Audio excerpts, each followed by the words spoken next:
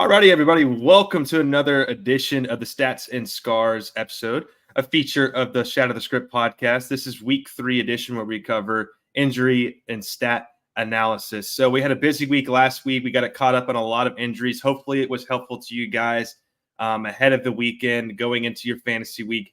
It was a busy week of injuries for fantasy football. So I know medical guy is going to have a very challenging week. Try and keep up. We're going to move a little fast. We're always open for questions once it's released throughout the week. So just be advised, we're always around if you have questions, but there's a lot to cover. And we got some exciting stuff from the analysts today as it pertains to the Dallas Cowboys defensive line. We'll get into that in depth to kind of show you how Kubiak new scheme with Derek Carr has done miracles on the New Orleans Saints and how they impact my power rankings going into this week, which I released on Instagram. But yeah, we're excited to have you guys back into the show and get week 3 underway. And we had a great episode after the games on Sunday with me and Hunter, and Challenge the Script will be releasing on Friday. So another busy week of football, and we're excited. So a little breakdown of what we're going to talk about today. We're going to do the same thing. We're going to talk injury analysis first, and then we're going to kind of relay an injury-filled game upcoming, the 49ers versus the Rams, and then transition that over to the analyst for his stat analysis. And then we'll finish with our 2 winners and 2 losers and a little a little insight on the Tennessee at Oklahoma College Gameday matchup this weekend. All right. Well, let's get started, though. Happy to have you guys back into the podcast, and appreciate y'all being here again. The medical guy, you're going to have a busy week, brother.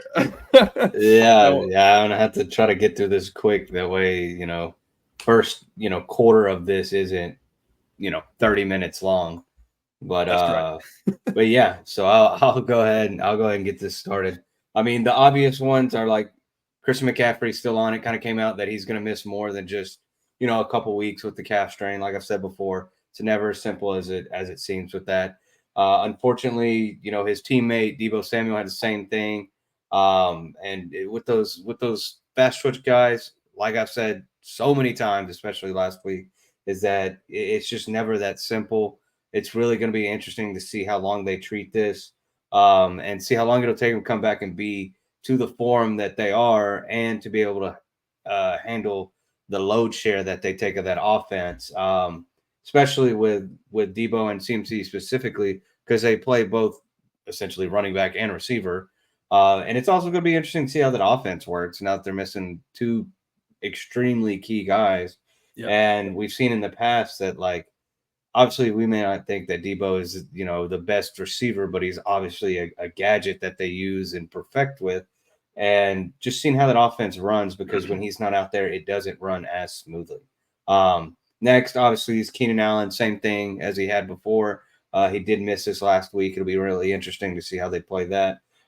T. Higgins with the hamstring still on there. I would imagine if he plays this week, it'll still be kind of limited role. He might be kind of gimpy, and they may not try to play him too much. Kenneth Walker, same with that abdominal injury. He's still questionable in day-to-day.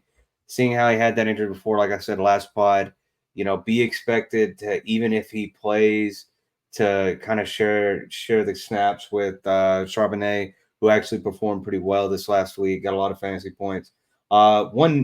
Same one, but they came out and said it was a different injury before. Hollywood Brown. Originally, they were saying it was more of an AC joint. Now they've come out and said it's more of a sternoclavicular joint. We talked about that, I know, last season with, I can't remember who it was, but that's a joint that's kind of here towards your, kind of towards your chest.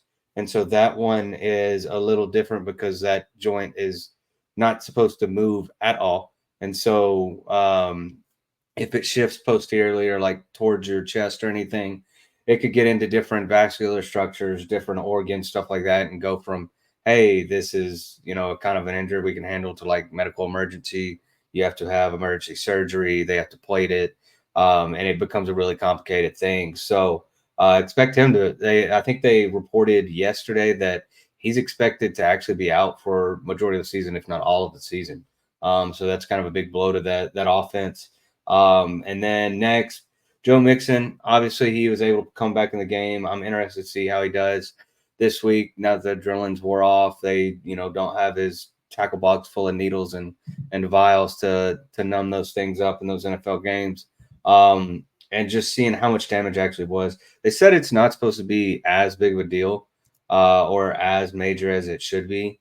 But it's still something to watch out for running back, especially with how the league has said they're going to throw flags on hip drop tackles. And then we've seen them through, week 1 and 2, not really calling any of them, even though we've seen them. Right. Next, Pacheco. That's kind of a big blow to that team, especially because they had Clyde Edwards-Helaire already out. Pacheco with that fibular fracture needed surgery. He's going to be out 6 to 8 weeks. That says 6 to 8 weeks. That could be more like 9 to 10 just to get to full speed. After that surgery and stuff, there's no way he's going to be able to come back in and be the aggressive and intense runner that he already is. Next, moving on to the Los Angeles Rams. That whole team is on the IR. I think they came out with a report that they had like 17 people on IR already. But Cooper Kupp landed on there, an ankle injury. They did say that there's a possibility he goes to IR as well, which means he'll be out at least 4 weeks. So that's going to be pretty tough for any of those Matthew Stafford owners. Honestly, those Kyron Williams owners, because now the defenses are going to, load the box and prey on that. Okay. Because they don't have too many weapons because Higbee's out, Nakua's out, Kupp's out. You're getting pretty thin there. Next, I'll save that one for last, but we'll go into this one. And this is an interesting one just because of the workings behind it. So Graham Gano, the kicker for the New York Giants. I know you're probably like, why is he talking about kicker? It's the process in which how that happened. So he left with a quad injury, I believe. And the weird thing is that Olacheski, the wide receiver, the day before went on IR, so it opened up a spot on the 53-man roster. Opened up a spot there. Graham Gano already went into the game with a groin injury and played through it and got hurt. Well, if you look at the score for that game, how many points was it? 18. Yeah. And they didn't play with a kicker from the first quarter on. And so to me, that's just bad management. Like, you got to be able to pick somebody off the street that can come in. I know it's weird to say like a backup kicker, but like if you already know your kicker's going into a game already hurt and your team may not be the best on offense, right? It's probably something, and you're playing the Washington Commanders, like it may not be a high scoring game. I just think that's bad management right there, whether it be on the GM or the coach or whoever. Shout out Jeff Heath, Dallas Cowboys. Yeah, you don't have. Yeah, they don't. Maybe they can ask Daniel Jones to kick. Maybe he can do something right. But to me, that's just weird to see an NFL team just be kind of that lackadaisical in management and stuff like that. Next, this is kind of a big fantasy player. The next couple of them are, AJ Brown, hamstring injury.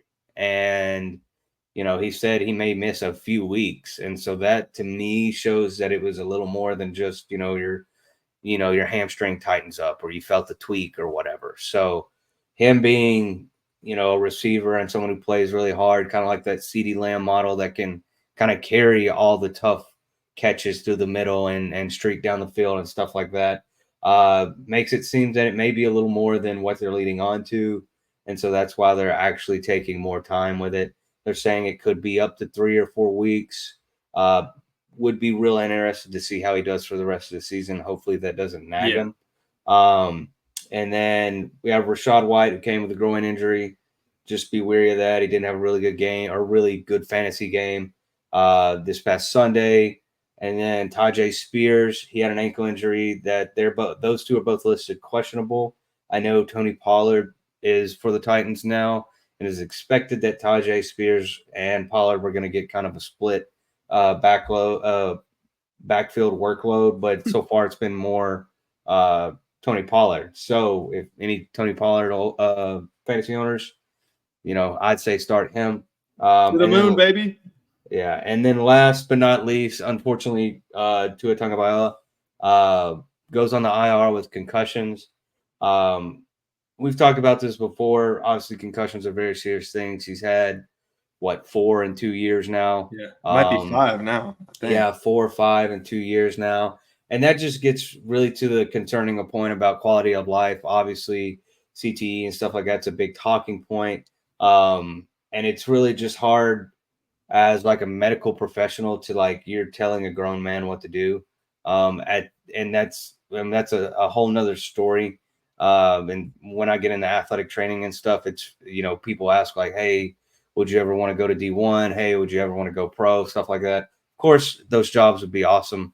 But when you get into that line of work at that stage, there becomes a lot of politics and a lot of different other things that play into doing your job, right? Absolutely. And actually, one of my mentors and I were talking about it today. Is like when you get to a certain points and these athletes are making big time money, you unfortunately it seems to transition that you start. It's a weird blurred line of working with patients and working with product, right? Because if a guy is making like Tua, whatever, 50 million a year, who are you to tell him he can't play? Right. And so that's where it starts to get weird right there. Obviously, medical standpoint, I want Tua to be able to grow up and raise his kids and be able to throw a football with them when they're 18 and not, in certain cases we've seen in the past where you do have these people that had concussions, had this, played through it, stuff like that, and then have, something happen where they pass early and they do studies and they've got, extreme signs of trauma to the brain. Yep. And so that's just the biggest concern with there. Hopefully, he does whatever he wants to do, and hopefully it's a decision that's best for him and his family. But personally, that's just a super tough decision right there. Because for me, it's like you can understand it either way. Like, obviously, you understand, like, hey, dude, I would rather not my brain be oatmeal by the time I'm 40. Or I could understand, like, hey, bro, I'm making generational money, generational wealth that'll set not only me, not only my kids, but their kids and their kids up for generational success. Right. So you understand it either way, but it's just sucks to see for him because he seems like a decent guy.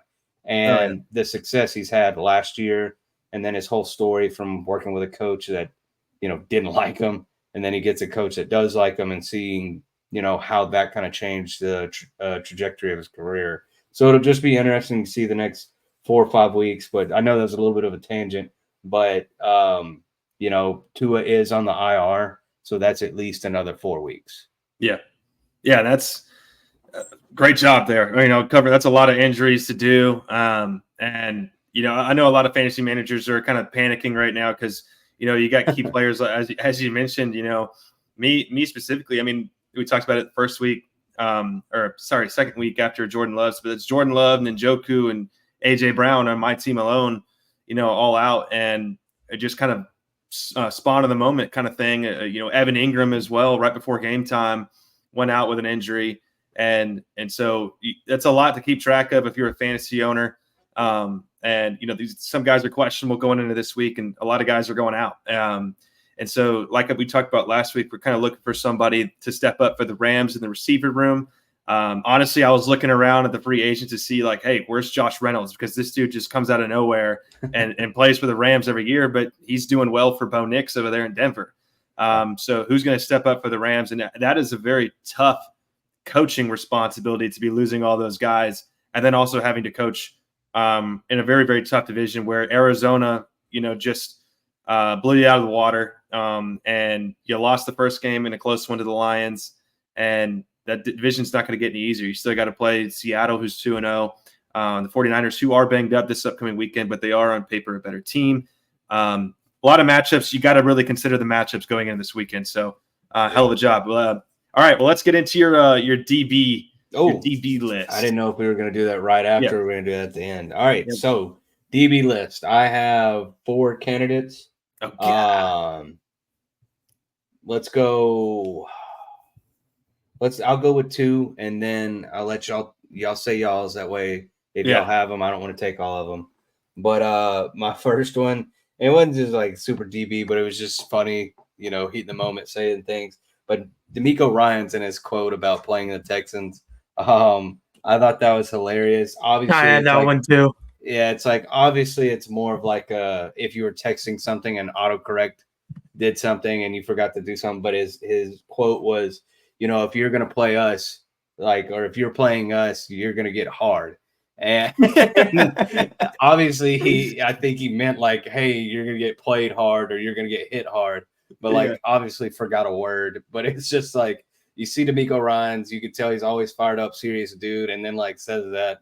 And it obviously goes on the internet, and that's why the internet is the greatest place because they just run with it, and everybody's like, "Hey, yo, pause," or whatever. And so I thought that was just hilarious.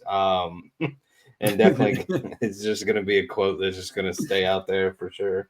And then my next one would be the officiating crew for the Arizona State and the Texas State game. I don't know if y'all watched the end of that, but that was an absolute shit show.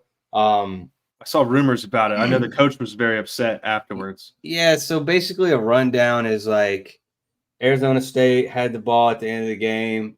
They were up by a touchdown or whatever, and they were trying to run the clock out. And so essentially they ran a play, thought they ran the clock out. Everybody's celebrating. The referees were like, hey, there's still so many seconds left on the clock. And he's like, the coach is like, dude, what the hell, man? And so there was two or 3 seconds and it was 4th down. And the Arizona coach was like, hey, I can run this out, run around and then kneel and it doesn't anything happen. They're like, cool. Yeah. They call Hut, runs around. And I don't know if y'all remember it was similar instance to the University of Texas, Nebraska Big 12 championship with Colt McCoy, where he throws it out of bounds with 1 second left. I don't know if y'all remember seeing that one, but it was something like that. Yeah. So the quarterback runs around for needed to be two seconds, ran it around for 1.9, and they literally filmed it and said oh no, there's still a playable down left. Oh my God. And they're on Texas State's 20 or 15.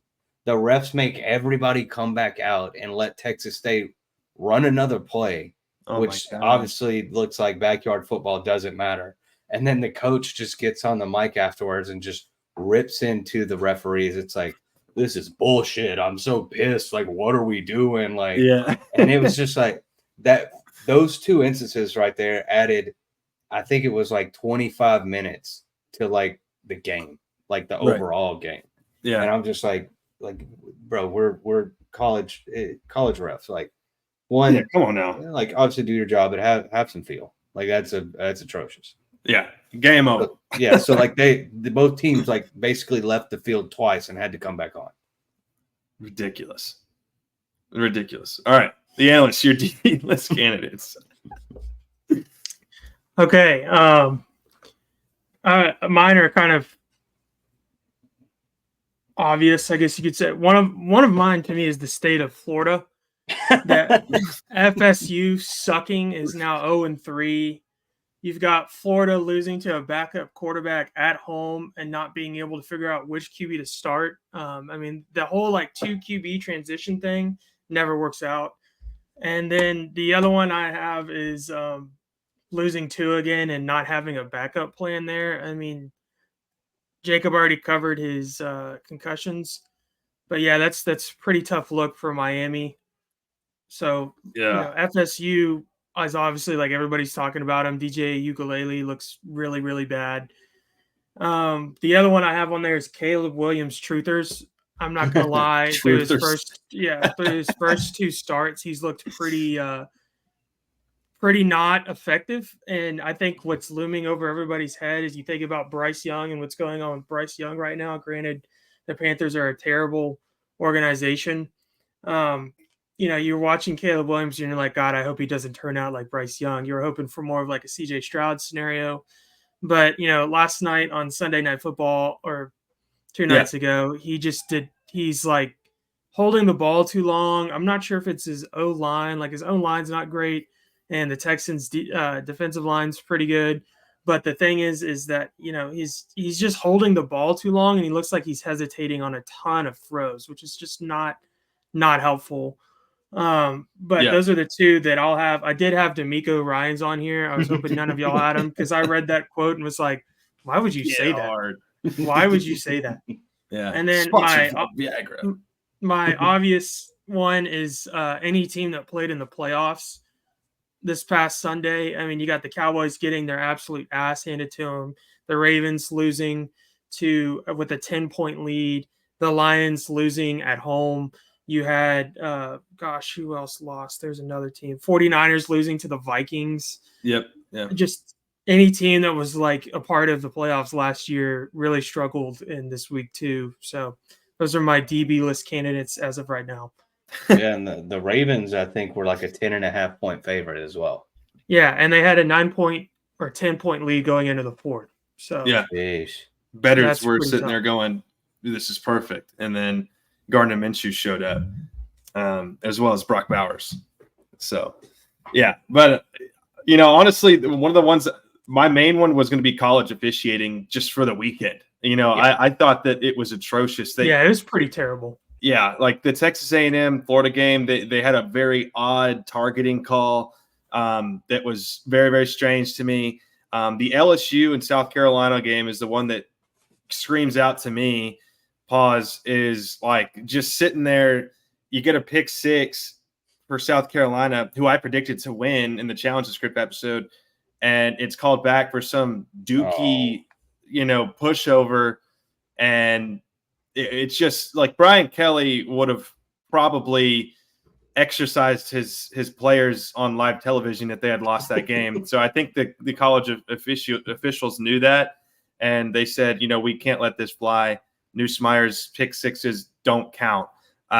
So South Carolina should have won that game. I just thought, and then not to mention the Texas State, Arizona State game. Just terrible officiating from the college refs this past weekend. That's got to be better. The other one for me is Russell Wilson. Again, he came in, got traded, and they're like, oh, thank God he got out of a horrible scenario over there. How it's so terrible to play under Sean Payton. So I'm going to go play for my constituent, Mike Tomlin. And wait a minute, Justin Fields is coming here too. What? And then Justin Fields is now the starter probably going into week 3. And you're like, dog, like I'm healthy now. Hold on. It's funny to me because he's all ready to go. He's sitting on the sideline, all padded up. And week 3 comes around and Justin Fields has really played subpar, but has won in the worst way you can win in NFL football games, but they're winning. And I think they're rolling with him week 3. So Russell Wilson for sure. Yeah, is he hurt or what's the deal with Russell Wilson? Spiritually. Yeah. He had like same thing, like a calf injury, but he's just kind of a weirdo. So it's like he's just kind of a weirdo with how he's handling it. And so like if you're gonna be hurt, like you said, I think last week, like being like your street clothes, like your team issued gear, but like when you're hurt and like inactive and you're in pads, like it almost looks fake. Yeah, like you're the emergency QB, but you're inactive and you can't play and you're hurt, but you have all your shit on and your eye black on. It's like, well, the eye black is what's. It's like what? Yeah, I mean, what are you doing? I can't get enough of that. He just is such a moron. It's cornball. Unbelievable. It's just the guy. It's just the guy on your team where it's like, we had one of those guys in high school that would do literally anything to get noticed on like the sidelines, or like would try and like lead the team out of the tunnel and give me the flag. I want to do it. And like, bro, he's got eye black literally all the way around his face. And then he puts on his helmet and like one play in, it's all it looks like he just smeared it. Yeah, one play in, that's what it reminds me his of. Arm, and you're like, dog. Yeah, it's like one guy on your team that does so much that just nobody likes him. Tries to be like the ultimate practice warrior. That's what I imagine Russell Wilson as. Yeah. So the guy that is like can run the fastest mile, but like never plays. And so he's like, hey guys, this isn't that hard. And it's like, brother, you don't play.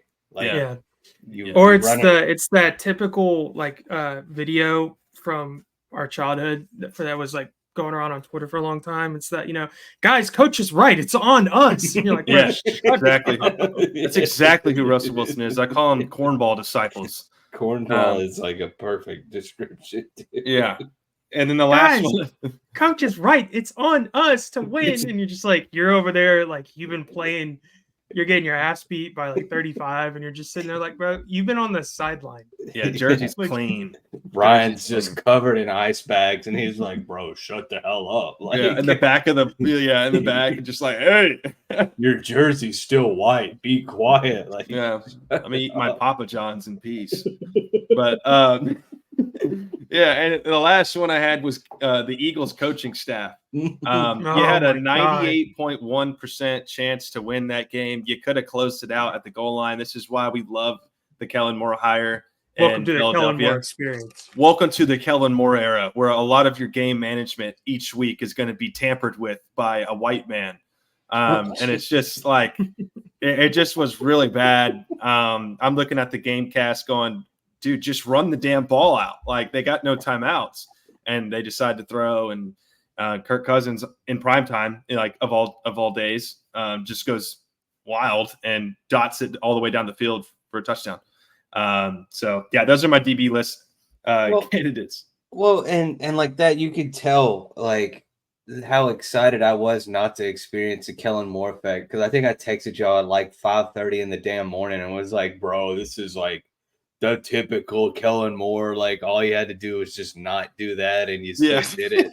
And I was just sitting there thinking when I woke up this morning, dreading life, and I was like, at least I don't have Kellen Moore calling pass plays when you have Saquon Barkley, who's averaging like 7.5 yards a damn carry, and all you got to do is just like not do what you did. He can't like resist it. It's like he's like looking down his playbook, and it's just like, it's like that scene from Step Brothers where you walk by the room and he looks at the drum set. It's like like that one. He's looking down his playlist, and he's like third and whatever, and it's like, give the ball to Saquon, and he looks over and he's like, no, RPO this bitch and let's get a first down.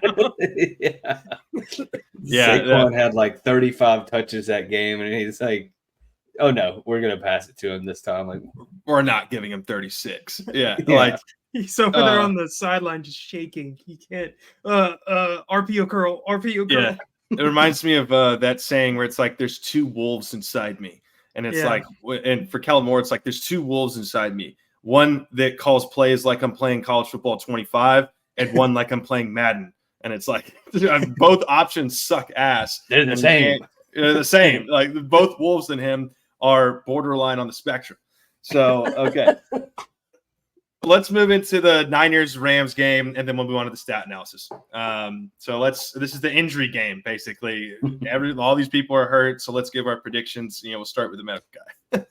Everybody's injured, so I'm gonna go with 17-10 49ers. Yeah. I'm hoping George Kittle catches about 18 passes for like 220 yards and 2 touchdowns. All right, Ryan, you?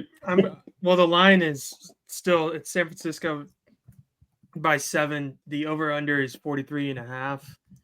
And I still think, I think with all these injuries, I still think San Francisco kind of beats the brakes off the Rams, because it's kind of like the lesser of two evils. I still think with like all the injuries that Jacob named off, like Debo and I just lost the name, McCaffrey, all those guys out. Like, they still have Mason, they still have Kittle, and they still got Ayuk, who didn't go through like any of training camp and stuff. So he's probably pretty healthy.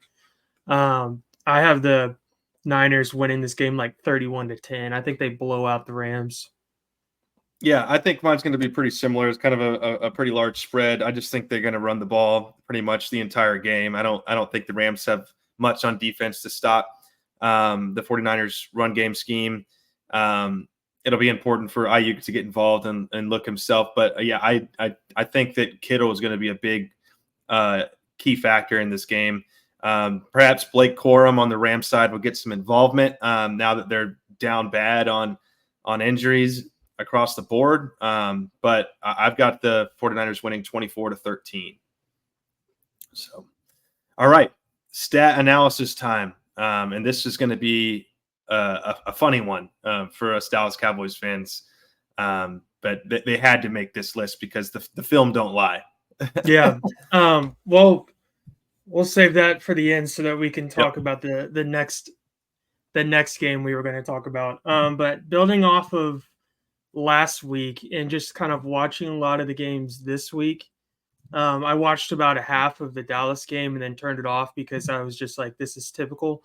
But, like looking around the league and looking at a lot of the stats and the passing charts, it kind of reminded me of what Tom Brady said in the offseason. I don't know if y'all remember him talking about it, but exactly what you're talking about.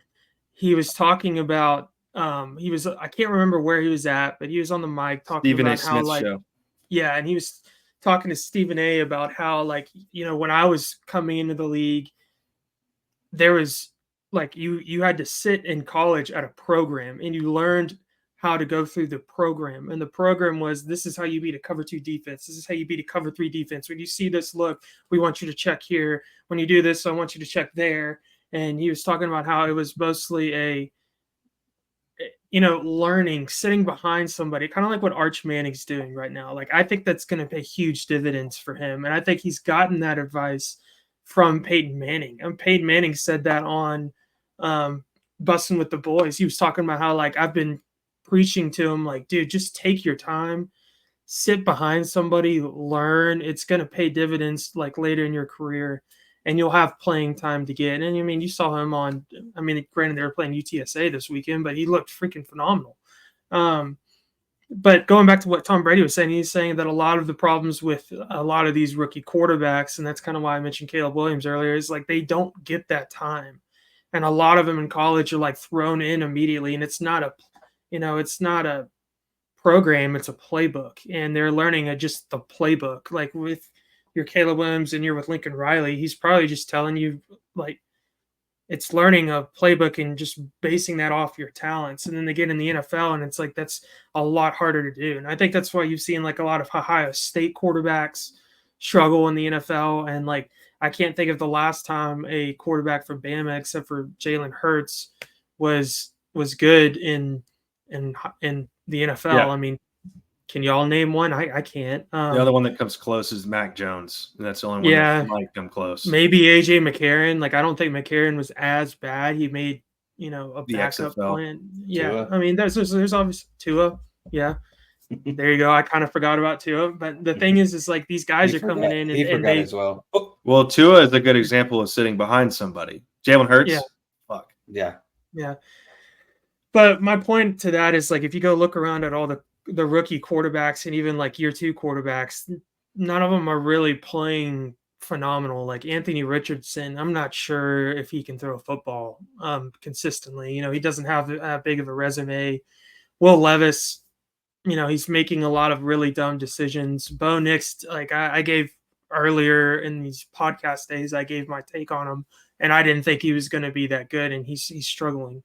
There's always your freaks that are good, but it's just you're not learning the game. His point was you're not learning the game the way that I think you should. Or we grew up with in an era of Phillip Rivers, Ben Roethlisberger, Tom Brady. You could throw Tony Romo in there, sure, but all these guys, Drew Brees, all these guys, Peyton Manning, all these guys that were field generals and can dictate a game, and I don't think you really see a lot of that anymore in the NFL, and I think that's why a lot of the guys So anyway, moving on. Before you move on, I'm glad you brought that up, because if you weren't going to bring that up, I was going to talk about it, because I had that video highlighted, because the NFL is very lacking with field generals right now, and that's why I think you see all these numbers so terribly down. There was a number, I believe it was touchdown passes through the first 3 weeks. And I think this year they're at 66 when they used to be at 120. or something like that. Yeah. Like it's gotten, people don't realize they look at these fantasy outlooks and they're like, I don't think he's a good quarterback, but he's good for fantasy. I'm like, well, they keep drafting these mobile quarterbacks who, they can scramble and they can run, but they can't read a defense for shit. I mean, they really can't. That is the Shatter the Script, headline, is that they can't read a defense. That's why it's an epidemic in the NFL right now. It really is. Yeah. So I think that's why, like, you're kind of seeing it revert back to a running back league,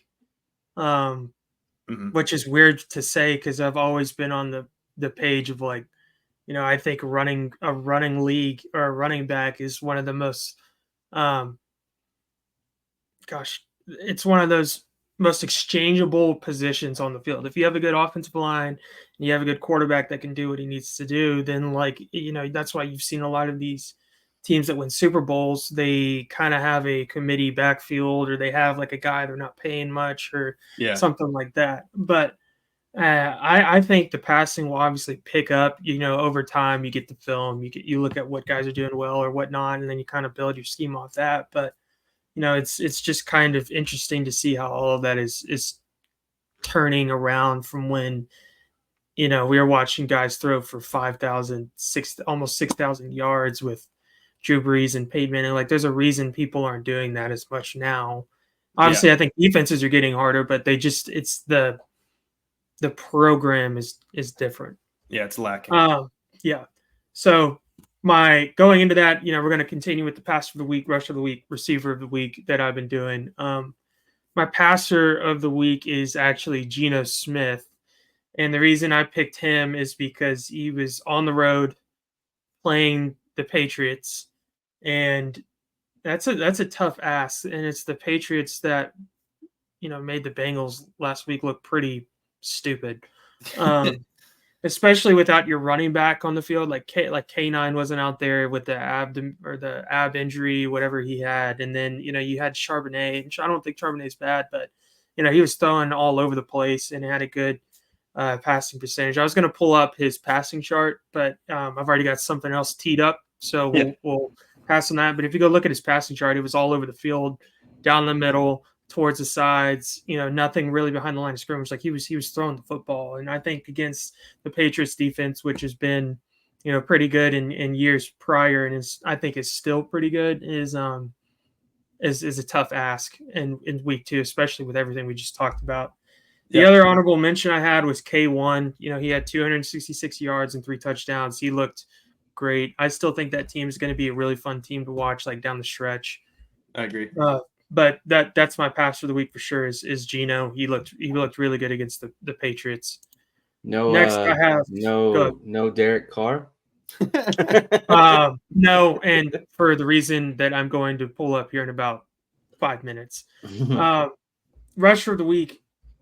Last week I said bell cows are back, and that trend still is a thing. So I'm going to go ahead and run down this list. You got Josh Jacobs that ran 32 attempts, 151 yards. That's a ton of attempts. Yeah. James Conner was 21, 122, and a touchdown. 21 attempts is I think anything at or over 20 to me, that's a lot for a running back nowadays. Ramondre, 21 attempts, 81 yards, and a touchdown. The one that kind of shocked me, and I think this is because 2 went down, was A-Chain. He had 22 attempts, 96 yards, but this wasn't even close for me. And it's Kamara. Kamara for this week. You might as well give his lineman a huge shout out as well. But he had 20 attempts, 115 yards, and 3 touchdowns. And then he caught 2 balls for 65 yards and a touchdown. So the rest of the week was clearly Kamara. He looked like the Kamara of old, or that one time where he scored like 65 points in fantasy. Yeah, he was freaking ridiculous. Receiver of the week. Despite the lack of talent passing the ball right now, there was some huge numbers this week, and it was kind of interesting to see as I went down the list. You got Marvin Harrison, 4 receptions, 130 yards, and 2 touchdowns, all in the first half. I'm pretty sure it might have been the first quarter. Neighbors, another rookie, 10 receptions at 127 yards and a touchdown. DK had 10 catches, 130 yards and a touchdown. Jetta had 4, 133 and 1. Amon-Ra had 11 catches and 120 yards. Honestly, that's a lot of catches for those guys. And, with the passing that we've been talking about and how it's been kind of lower grade, you kind of look at those guys' quarterbacks. I mean, outside of basically Malik Neighbors, all of those quarterbacks are kind of on the upper echelon of the NFL. K1 for Marvin, Gino, middle tier. Jetta, Sam Darnold looks great right now, and that was against the Niners. Nico has CJ Stroud, and then Amon-Ra's got Goff, who, those are probably your higher tier guys. But this week for me, I had to go Malik Neighbors. That's a pretty impressive stint with Daniel Jones being the way Daniel Jones is, and the fact that offense looks absolutely abysmal at times. But the thing about that too is they were playing the Commanders, and I think the Commanders, anybody can really throw against them, as we've seen in the last 2 weeks. But it was just impressive to me because he was the least talked about receiver in the draft. I think, maybe Xavier Leggett was the other guy, the Panthers guy that they drafted in the first round. But like Malik Neighbors kind of was overshadowed, I think, by Marvin Harrison Jr. and a couple other guys. So it's nice to see that Neighbors is kind of living up to that expectation. And I think that he'll actually be pretty good down the stretch, solely because Daniel Jones doesn't have a lot of options. So right, yeah. The fact that he's on an absolutely terrible team and he's able to pull something out like that is good. So the one, now that I've gone through all those, I just want to, we're all Dallas fans. We've talked about Dallas, and this game on Sunday was abysmal. And I would just like to play this clip. And I won't say anything for those that are watching. We're just going to go through a minute of silence. And I just want the medical guy and Jared to watch this clip before I say anything. And then I'll give you a rundown of what I thought of the Cowboys defense. And I'll give you the one quote I have for this week. So let me just play this for Jared and those watching, and the medical guy, of course.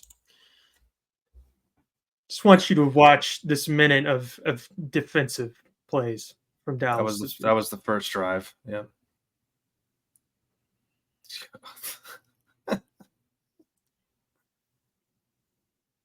Yeah. This is my favorite one. Let's wind that back up. Just bullied.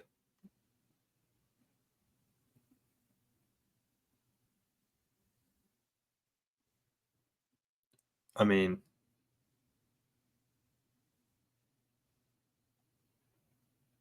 it's like their offensive coordinator was Napoleon Bonaparte. It's like their offensive line was all of a sudden the best offensive line in the history of football. The Saints' offensive line is crossing the Delaware on Dallas Cowboys fucking defense.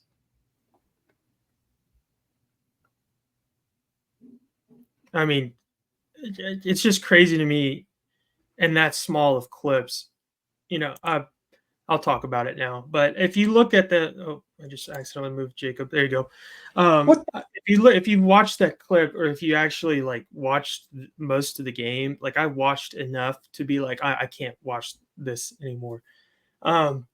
Dallas's defense, especially the defensive line, they got absolutely bullied. If you are watching and you saw that clip, that was probably 12 plays. And in those 12 plays, every single play, I played linebacker in high school, and I've played a little bit of defensive line, but the main job of most of the time, your interior guys, are not to rush the passer. That's why, outside of Aaron Donald, you don't see a lot of defensive tackles end up having the sack record. The main job of those dudes in the middle is to take up space and take up gaps. And it's really hard for a linebacker to play linebacker if the 300-pound guy in front of you is literally in your lap. And every play that those guys are every play that we just played, the linebacker takes 2 steps forward, like Eric Kendricks or Demarion Overshone. and he can't even read the play because the defensive lineman is in his lap. But they're also not playing good because they're basically just receiving the ass end of every offensive lineman. I mean, they looked terrible. So the quote I would say, and the ones that we always joke about, is like, play better, Dak. It's like, you go look at Twitter and everybody's like, shitting on the Dak. interception. And it's like, if you're a ball knower, and this is why it drives me nuts, like if any team was like that, it's like, how does a quarterback do anything when the defense gives up 35 points in the first half? Like, they quit. They literally quit. If you watch that game, if you watched what I just showed, they're quitting. That's you talking about Dallas and the brand. They're quitting. That defense is filled with quitters. And so my hot take is they Jerry Jones obviously hasn't done anything. He signed CeeDee Lamb. Our offense is, kind of good. I think they're good. Like, they can play with bad teams, but they're not good enough, especially our scheme, to beat like who we should beat. And then on the flip side of that, you've got the defense that, I think Zimmer is a good coach, but I think our talent is a little bit overrated, especially in the front seven. It's terrible. So my hot take is, that if you go look at watch what they did in the Dallas game, and I was having this conversation with Jacob and Jared, is like, if Micah Parsons is who Dallas says he is and the way he acts, then why is every play schemed to run right at his face? If he was like Myles Garrett or Max Crosby or somebody that was that dangerous, why is every team, especially if they're a Shanahan tree offensive coordinator, attacking him at every chance they can? They might throw away from him on the pass or try and get the pass out because he's a good pass rusher. But every offensive line or offensive scheme, they are moving towards Micah Parsons. They're not moving away from him. And he's getting his ass whooped in a lot of those clips. And it's not pretty. And so my question is he really worth the money? Or is this a situation where Dallas needs to kind of sit down? And they won't do this. But is this a situation where it's like, is it really worth our time to pay Michael Parsons? Because he got on his podcast today. He was like, oh, we didn't give the effort. We didn't do this. And it's like, well, shit, you did the same thing in the Green Bay game. I mean, what are we doing? So anyway, I've about had it with his attitude. I'm not sure Michael Parsons is who we say he is, and like, I think we could go into that more. But man, I was just watching that defense, and that is just terrible effort, terrible scheme, nobody tackling, and it's the Saints, man. I know they looked good but it was the Panthers, but we just made them look like, Super Bowl tier team. It's ridiculous. To be fair, at one point. Oh God. Hey, that wasn't even a bad hurricane. Yeah, go on now. But I thought the most frustrating part was kind of the conversation all four of us had, where it was like we were grading the offense and defense, and like there were some claims out there that like the offense was like a D, and obviously the kicker, who we literally found off the street, that Dak just knew him, was like, hey, I know a guy that kicks, and like brought him in. Like that's basically how it went. Like, yes, he scored a lot of our points, but at the same time, the offense went into halftime with 16 points. So on pace to score 32 points at half. Mm-hmm. And we were out of the game by half. Yeah, so it's like, over. Who gives a shit if the offense was rated a D or didn't play very well? It's like, that didn't matter. There was one point I looked at like fantasy football, and Derek Carr was like 4 for 4 for 145 yards and 2 touchdowns. I'm like, is this a Derek Carr like we've been talking shit about for the last 2 years?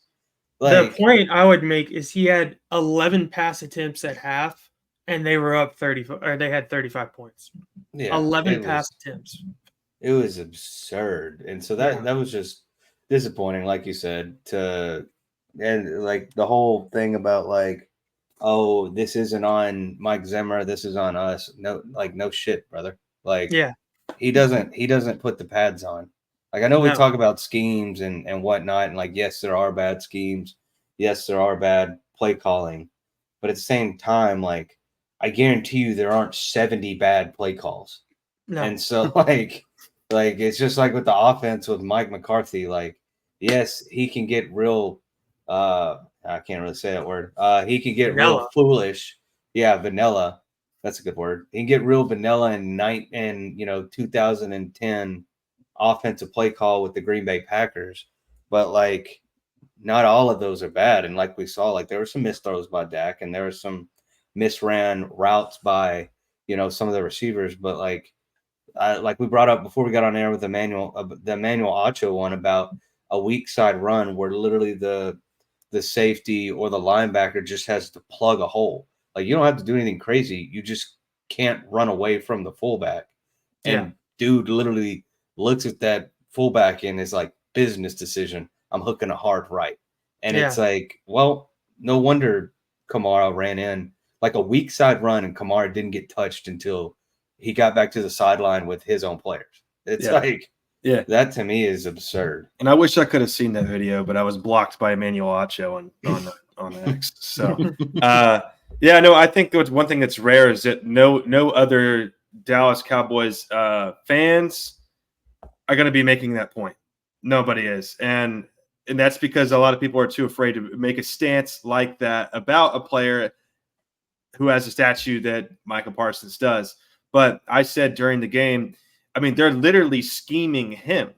And we saw it a couple, I want to say it was when Cooper Rush played against the Eagles, but they make him look like he has to make 5 or 6 decisions at once. And that is a very good scheme.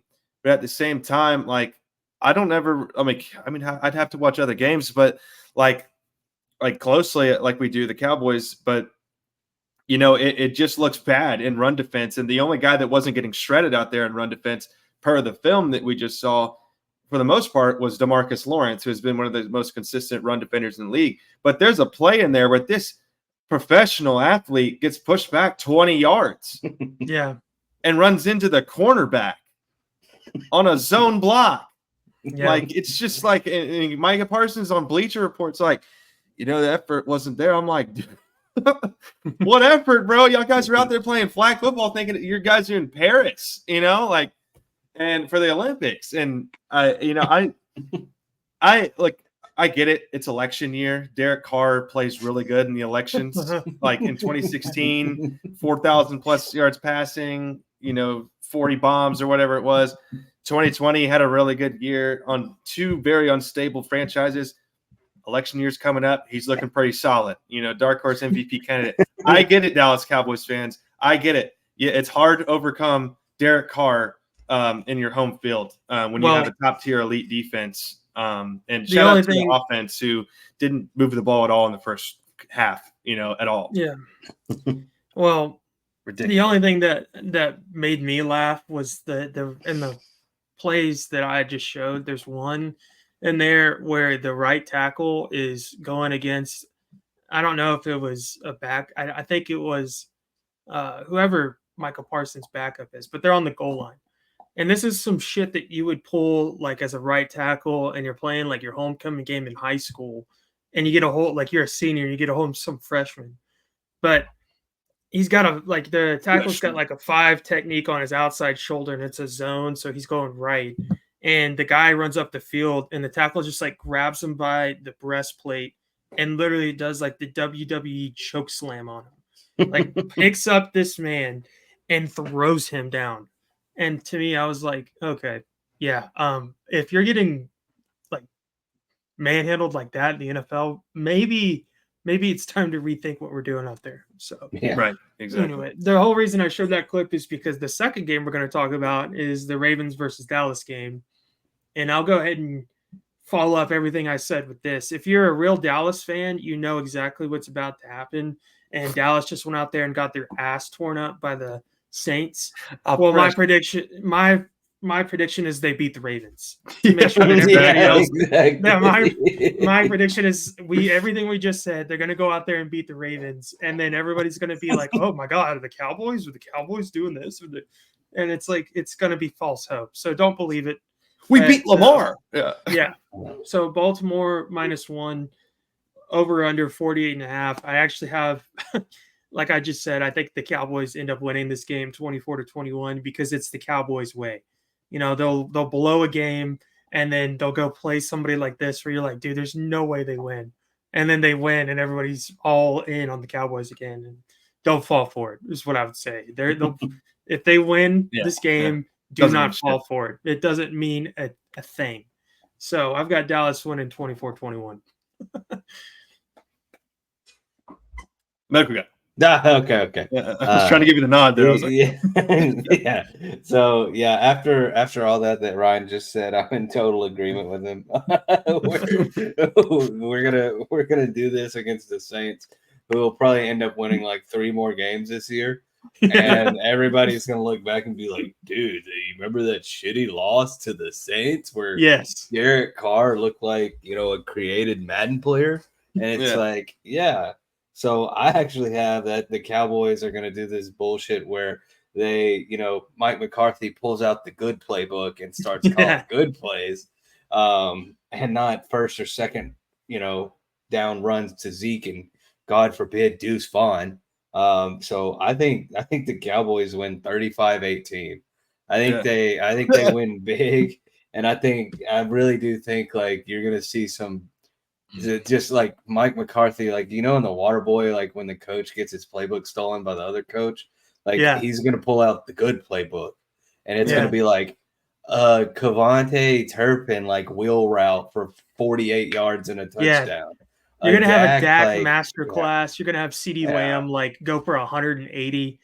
And then you're going to have like a Zeke touchdown thrown in there where everybody's going to get their rocks off because he's going to get in the end zone, do his little, I'm back, feed Zeke. And it's like he's going to have like 4 attempts. Yeah, it's going to be, exactly. It's going to be, Dak's going to go like 32 for 36 for 407 yards and 5 touchdowns or 4 touchdowns. And then the other touchdown is like, like you said, like Hunter Lepke at lead fullback, and then Zeke with his 1.5 yard touchdown run on his fantasy score he's going to have 6.8 points in fantasy total points.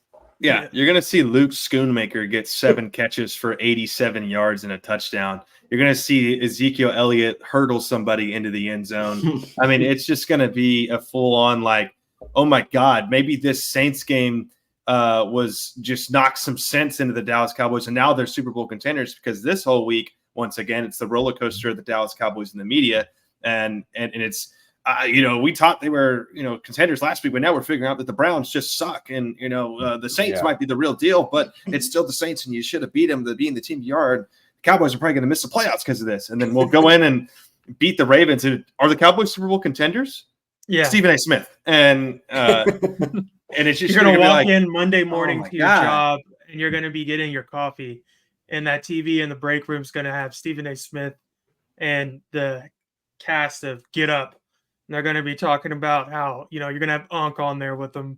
They're going to be talking about how moaning and groaning. First steak. Yeah, they're going to be talking about how Dallas Big is all contenders again. But what's y'all's score predictions? We could go on them forever about the Cowboys narrative. Yeah, so we got 24-21 Cowboys from the analysts. We got 38 or 35-18 from the medical guy, and you got 31-14 from me.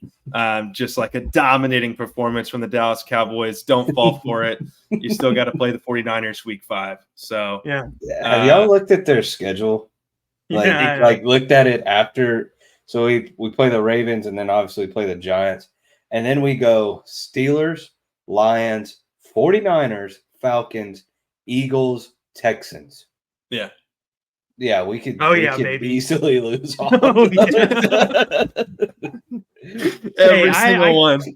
I came into this season being like, you know what, this is going to be probably pretty rough. So just look at our roster and what we did in the offseason, bro. Like, and then we have after that Commanders, Giants, Bengals, then the Panthers, which, hey, don't count them out. We almost lost to them last year. And then Buccaneers, Eagles. Like, there's a hot chance, like, we could be getting dog walk here. And, like, yeah, we could be getting dog walk here in, like, week 12. And we're over here like, man, who's going in the first 5 picks this year? Like, we're gonna start doing mock drafts about week 8. Like, Ollie Gordon fifth overall to the Cowboys from the Cowboys. And if it's up to us, it's wide receivers, running backs, wide receivers, like in fantasy. That's all we draft. Nobody else. Yeah, maybe some defensive linemen. Hopefully, just some badasses to fill up holes for once.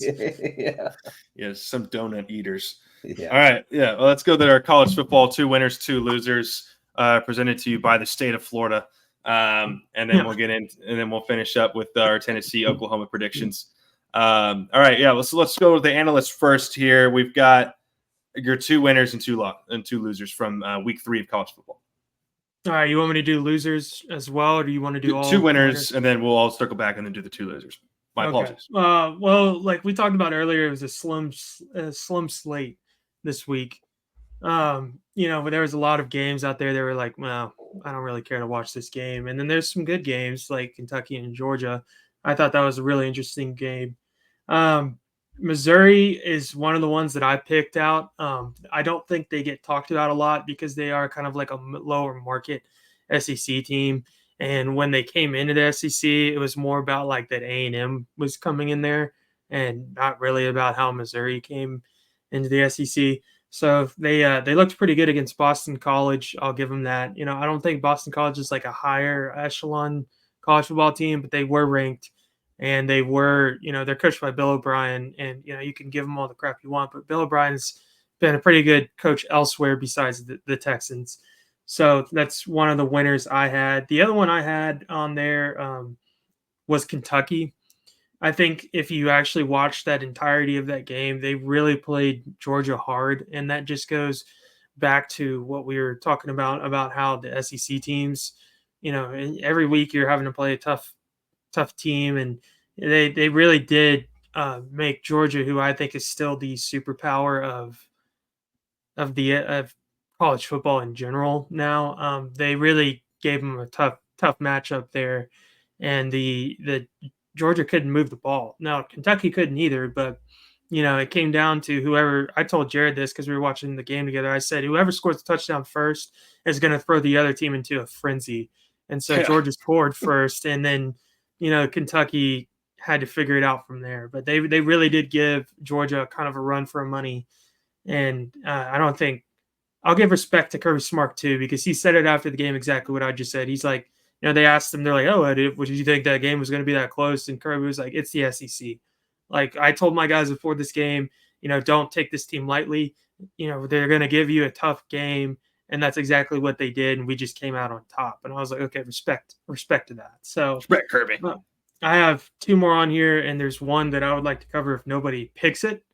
So I'll keep mine at 2 for now. But I had Missouri and Kentucky. Both of those teams look pretty good. Keyword 2 winners, Dula. Yeah. Well, you got to pick some other options. 7. It's just like DB list. If y'all guys pick one of mine, I gotta have a backup option. Unlike Kellen Moore.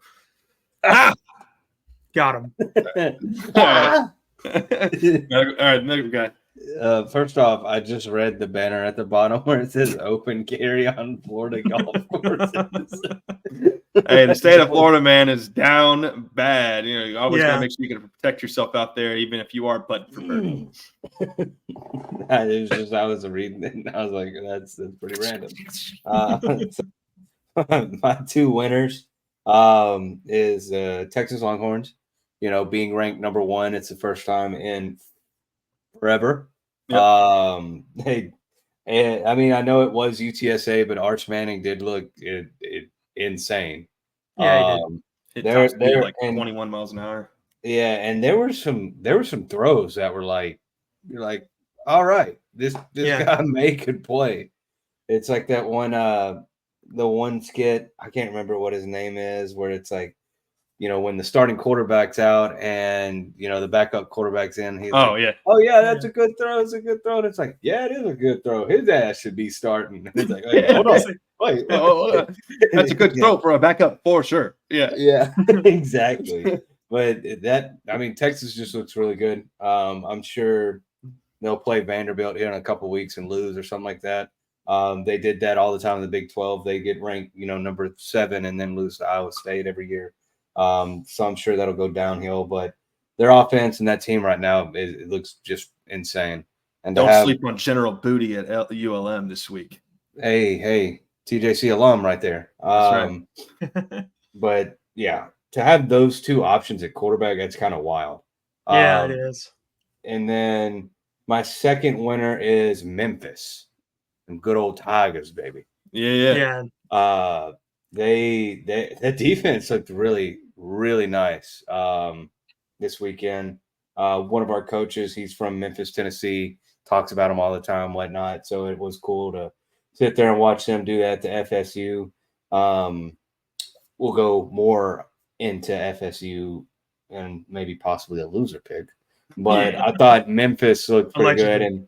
And that's a big time win for Memphis, even if Florida State's not very good. At the beginning of the year, none of us would have picked Memphis to beat Florida State. So that's big time. So those are my two winners, Texas and Memphis. I'm going to go with a different Texas team. I'm going to go with the Texas A&M Aggies as a winner this week because, Lord behold, they might have found their quarterback. And Marcel Reed, man, it's not the win over Florida that impresses me. It's the fact that they went in there without Wegman, and Marcel Reed looked like a Heisman Trophy winner. And that might speak to how Florida is bad. And we talked about on the bottom, the state of Florida is ass at football. But this dude had juke moves that were making the commentator jizz on live television. This dude was incredible. Second level throws, throwing the deep ball, mobile. Le'Veon Moss looked good in the run game. It was a good game for Texas A&M. They did what they were supposed to do against a struggling Florida team, and they go to a tough opponent in Bowling Green next week, or this upcoming weekend. The second one is Tennessee. I think, Rocky Top, baby. Oh, my God. You talk about BTHO, beat the hell out of, Kent State.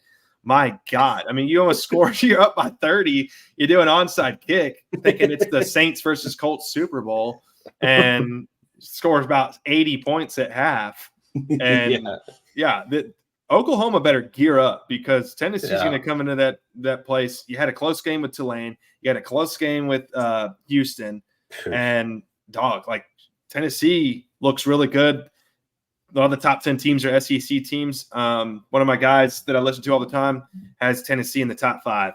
So they look great. They're a winner for me. All right, they look really good. Losers. All right, for my losers, I think Jared already kind of touched on this one earlier, but LSU, they only won that game, I think, because the quarterback for South Carolina went out. And they basically couldn't throw the football. The guy that came in for him was only threw 4 pass attempts. And then Jared already mentioned the interception that I was going to mention. That was some soft ass shit right there on the quarterback. That's some shit that I would have done if I saw a cornerback on my team caught an interception. I would turn around. And it was like that, like Jake's doing like a bowl. It would be like the quarterback is wearing red, and I don't care to go throw a block for the cornerback. I'm annihilating the quarterback. I'm killing him. So I thought that was absolutely ridiculous. That kind of seemed like a, refs were on the payroll type thing, especially because it wasn't even that hard of a hit. I would understand if it was quarterback was or Nussmeier was running down the sideline. And then the linebacker just decided to turn around and smoke him, but that's not what happened. It was more like he was still in the pocket, and he got smoked. Yeah. Next one I have, and this is just because I'm from Sam Houston State, as we've mentioned before, but NSU, Northwestern State, played South Alabama this weekend. Did anybody see that score? No. It was 87-10. Oh they lost God. 87-10 to South Alabama. One of my good friends, and Jared knows him too, is Chris. He played at Northwestern State, and they've been not good for a long time. But I was looking for some losers, and we mentioned that the slim slate this week. Yeah, so I found them and I was like, oh yeah, that's who I'm calling out. So they were down 52-10 at half. Oh my gosh, I would So quit. yeah, they were major losers on there. But the other major loser I have is, and I've already kind of mentioned it because I don't really feel like Northwestern State's, I just had to throw a shot at Chris. But the other one I had was Florida. They're already on the brinks of like firing their coach. They can't figure. They've got a lot of talent at quarterback, like DJ Lagways from Willis, and people have watched him play, and he's a dog. And they literally cannot figure out who to start on offense. And A&M made them look like a high school team this weekend. One of the funniest plays I saw from that, I don't know if y'all saw the replay, but Emmitt Smith's son was running the ball. And he was running up the 4-hole. And I don't know if you've seen the atrocity of defensive tackle they have that wears number 21. He's like 6'8", 420 pounds. It's a literal sin to me that he wears 21. But he like showed up in the hole, and then the EJ Smith literally like looked at him and was like, nope. And then he just like took off to this other sideline. Bouncing outside. Yeah, he literally was like, it was like picture perfect. He just comes into the hole, and EJ Smith was like full speed at him, and then just was like, oh nope. So yeah, the other one I have is Florida. They looked not great. Yeah, that's there's tackle. A lot of talks. Yeah, there's a lot of talks about that coach is going to get fired. Yeah, the defensive tackle looks like the Key and Peele sketch where he orders the cheesy crust pizza. I don't know if y'all know what I'm talking about, but it's like, let me just address the room. Yeah, we're gonna need another large cheesy crust. He's a big one. Yeah. All right, you two losers, medical guy. It sounds like there's a ghost up in my room right now. I just heard something. I heard move behind me. It's Jerry Jones telling you to keep Michael Parsons. Yeah, so Jerry Jones telling us to watch our mouths. There's multiple blurs moving in the background. Yeah, I don't know what's going on. Anyway, all right. Let's get into my losers. Okay, so I had a few of them. I'm gonna have to go with Colorado State. Actually, Colorado State, and specifically the quarterback for Colorado State. I don't know if you saw any of this stuff that went on. But basically, the Colorado State quarterback talked a whole lot of shit before the game and was like, you saw how we played last year. Like, it was they thought shit was going to be sweet. And then like came in here and blah, blah, blah. And so he proceeded to continue to talk mess and then got their teeth kicked in. And then at the end of the game, and like, I know we've talked about Shadur Sanders and all that, but at the end of the game, dude tries to come up with Shadur Sanders and like shake his hand, and Shadur Sanders was like, not about it. He was like, hey, you gonna talk this shit? Let's talk about it. And the dude just kind of walks off. And I'm like, bro, like that's some soft stuff right there. Yeah, I agree. Like, and he played bad. It wasn't like it was a shootout. Like, I think he threw 2 picks. Yeah, he did. So Colorado State, specifically the quarterback, is on my loser. Loser. And then got a couple of them on here. Where to go between count it down. Yeah. 3, 2, 1. All right, I'll go Michigan. Okay. Michigan. No, Arkansas won. Michigan, because they were like a 27-point favorite to Arkansas State and won by 11. That's bad. And and Michigan, it just doesn't look like it's going to get any better for the next couple of years, which is unfortunate that they got to, the peak of college football and then just lost everybody. And, fans are super high on them. Everybody thought they were just going to reload, and that didn't happen. So my 2 losers, Colorado State, specifically the quarterback, and Michigan. Yeah. I almost put Michigan on there as well because they're going to get 4 or 5 of their wins from just these booty games that they're barely winning. But I actually had one of mine was Northwestern State, so I'll let Ryan cover that one for the sake of time. But yeah, 87-10, that's a bad look. I mean, it would be better if it was like Tennessee that beat you 87-10, but you got beat by South Alabama 87-10. Who do they have over there? I don't know.